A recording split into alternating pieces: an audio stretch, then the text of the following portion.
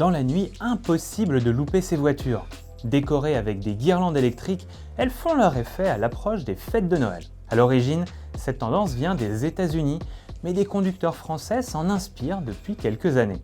Comme ce trio d'amis dans l'Isère, rencontré par TF1 ces derniers jours. Ce ne sont pas de grands bricoleurs.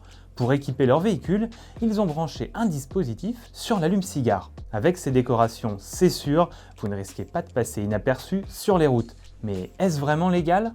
L'an dernier, dans l'Aube, des gendarmes ont pris en photo une voiture ornée d'une guirlande électrique. Ils ont discuté avec le chauffeur et l'ont félicité pour sa créativité.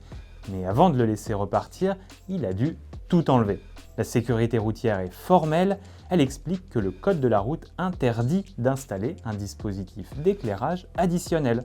Seuls les phares, les clignotants ou les feux anti-brouillard sont réglementaires. Si vous installez une guirlande clignotante et que vous croisez les forces de l'ordre, vous risquez une amende de 68 € et une immobilisation du véhicule.